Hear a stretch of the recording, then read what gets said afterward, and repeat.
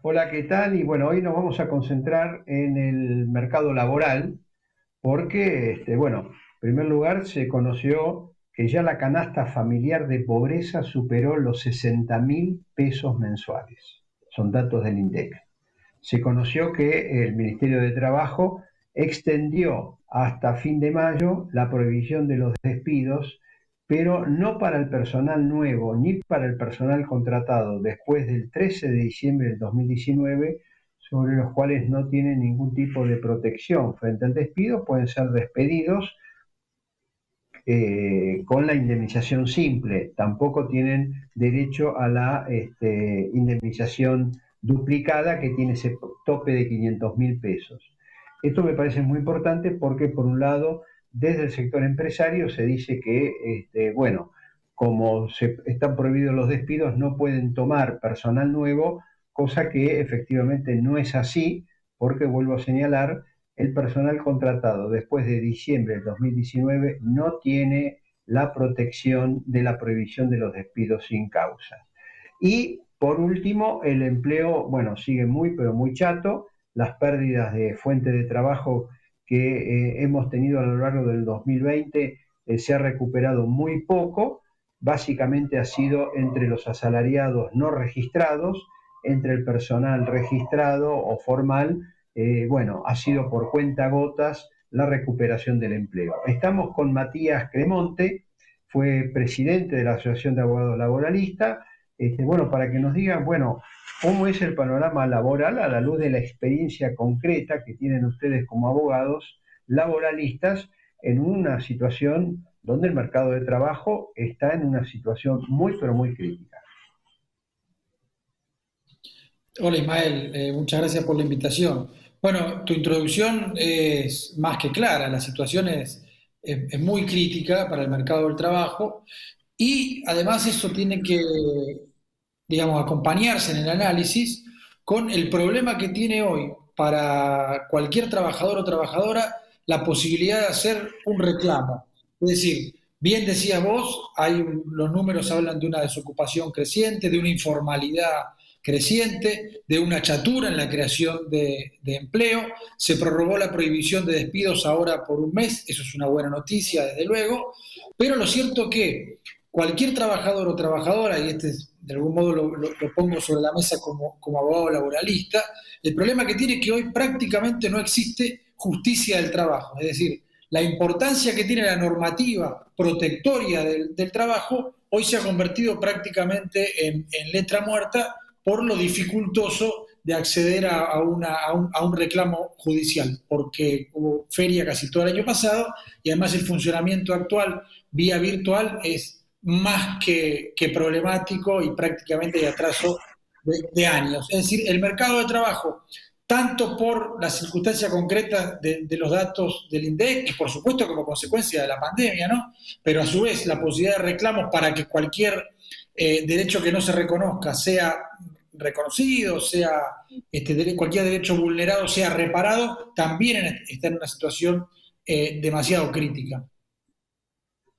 Ahora, ¿qué pasa con los convenios? Porque se están renovando convenios, digamos, en base a la pauta oficial de inflación del 29%, algunos puntos para arriba, pero cuando uno mira la inflación, se está dando cuenta de que la inflación va para arriba, o sea, la pauta del 29% ya prácticamente todo el mundo la da por superada, y sin embargo se han firmado convenios en cuotas, bueno, muy por debajo de la inflación corriente, y ni hablar de la canasta básica de alimentos, que en los últimos 12 meses tuvo un aumento del 48%, por lo menos 6, 7 puntos por arriba de la inflación promedio. ¿Cómo están las paritarias? Los niveles del salario real en Argentina son indudablemente el mayor problema para la cotidianidad de la clase trabajadora, de cualquier persona que vive de su trabajo. Desde luego, durante los 4 años del macrismo se habla de un promedio de 20 puntos, en algunos casos más, con el sector público, de caída del salario real, y lo que empezó a prefigurarse como una recuperación con el cambio de gobierno, desde luego no ocurrió. La negociación colectiva, que es la herramienta a través de la cual los trabajadores a través de sus sindicatos pueden ver la recuperación de su salario, es decir, en general uno de los problemas es que siempre se va desde atrás, es decir, primero va la inflación y luego, de unos meses o a veces de un año, viene la recuperación de lo perdido. Pero el gran problema, y que desde luego tiene que ver con lo que decís, es decir, con los niveles de inflación frente a los niveles de recuperación salarial vía paritaria, es que no existe en este país una verdadera discusión que tienda a acercar el valor de la fuerza de trabajo, es decir, la remuneración de cualquier persona que vive su trabajo, con lo que debe ser, según la Constitución Nacional, según la Ley de Contrato de Trabajo, esa retribución. Hay una definición en nuestra ley, en el artículo 116, que dice que cualquier persona, por el solo hecho de trabajar, tiene derecho a acceder a una vivienda digna, a alimentación adecuada, a vestimenta, a transporte, a esparcimiento, a educación de sus hijos, bueno, vacaciones, en fin, toda una serie de necesidades que tienen que ser cubiertas, que algunos sindicatos lo calculan y lo ponen sobre la mesa en sus paritarias, los que lo hacen dicen que esa cifra hoy debería estar superando los 100.000 pesos, y vemos los salarios promedios que están muy, muy por debajo, por no hablar del salario mínimo vital y móvil que fija el Consejo del Salario, que si bien ahora parece que estamos a las puertas de una nueva convocatoria, está más que atrasado si uno tuviera en cuenta esa canasta. Y ese es el mayor problema que tiene, primero, cada persona que vive de su trabajo, pero también la posibilidad de una salida de la crisis económica y del estancamiento, porque tiene una finalidad económica también, y esto es que eso impulse el consumo y que el consumo impulse la demanda, que la demanda impulse la producción y el empleo, en un círculo virtuoso, de algún modo, llamémosle, o con una mirada heterodoxa de la economía, y si bien estuvo en el discurso de la posibilidad de la recuperación de este gobierno, no hay evidencia de que eso esté siendo así. Bueno, las paritarias, a lo que hace referencia, da cuenta de eso, no hay un atraso general del nivel de los salarios. Ahora, ya que señalás el tema del salario mínimo, la semana próxima se reúne el Consejo del Salario Mínimo Vital y Móvil. Está en 2.600 pesos. ¿A cuánto debería estar el salario mínimo? ¿Qué debería, si vos estuvieses en esa comisión, fueses el presidente y tuvieras que decir, bueno, ¿cuál es la cifra que debería estar el salario mínimo en la Argentina en el mes de abril? ¿A qué valor tendría que estar? Primero cumpliría con una de las misiones del Consejo del Salario Mínimo Vital y Móvil, que es hacer el cálculo de lo que en la ley se llama canasta básica total, pero no es más que lo que yo acabo de explicar como el salario mínimo vital y móvil que define el artículo 116 de la Ley de Contrato de Trabajo, también lo define la Constitución Nacional, el 14 bis. Hay que hacer ese cálculo. Yo mencioné que algunos sindicatos hicieron, por ejemplo, sindicatos aceiteros en su paritaria de diciembre, hizo ese cálculo que para el 1 de enero arrojaba una cifra de 93.000 pesos. Hoy sin dudas esto es mayor, solamente calculando la inflación de los 3 meses que pasaron. Pero si fueran 93.000 pesos o 90.000 o lo que dé ese cálculo, eso es lo que debe ser el salario mínimo vital y móvil.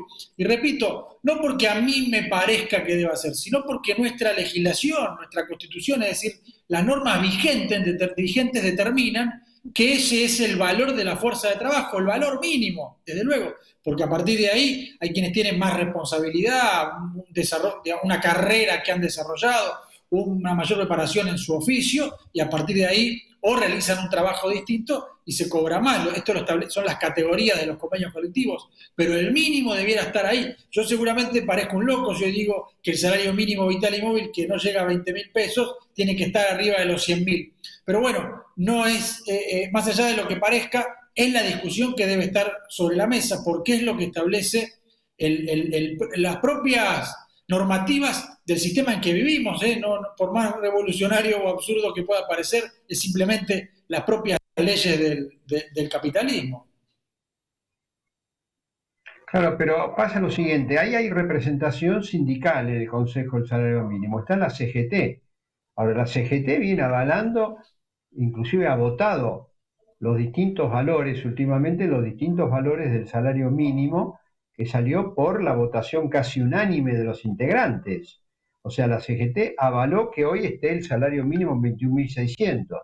Es posible que la semana próxima, no sé, fijen quizá un salario mínimo con un aumento en cuotas del 30%, en línea con la pauta de inflación del gobierno. Y bueno, buenas tardes, mucho gusto. Hasta el año próximo no nos volvemos a reunir.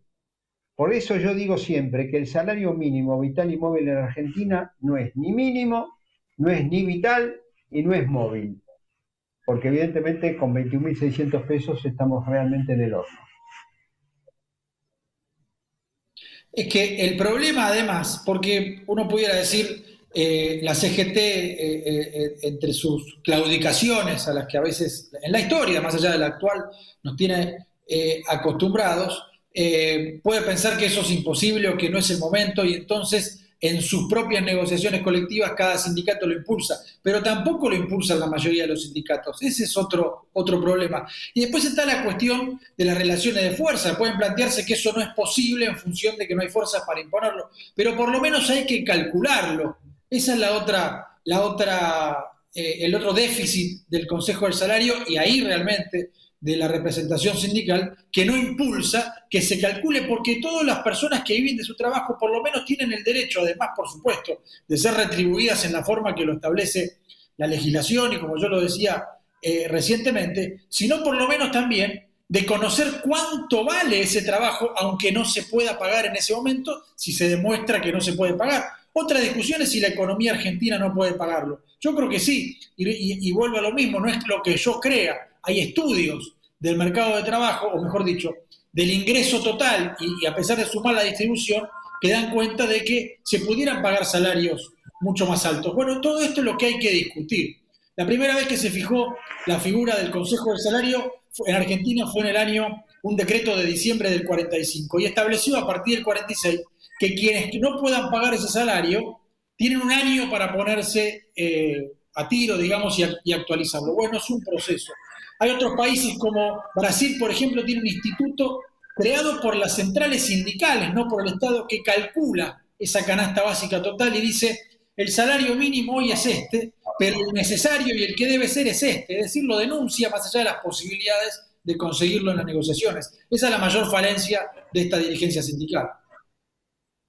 Matías Cremonte, abogado laboralista, muchas gracias por este diálogo y por estas palabras que, bueno, esperemos que ayuden a la próxima reunión del Consejo del Salario Mínimo, se los tome en cuenta en la discusión y, bueno, esperemos los resultados, si bien uno, a la luz de la experiencia, no es muy optimista sobre lo que puede surgir de la reunión que está pactada para el próximo martes. Nuevamente, muchas gracias. Gracias a vos por la invitación.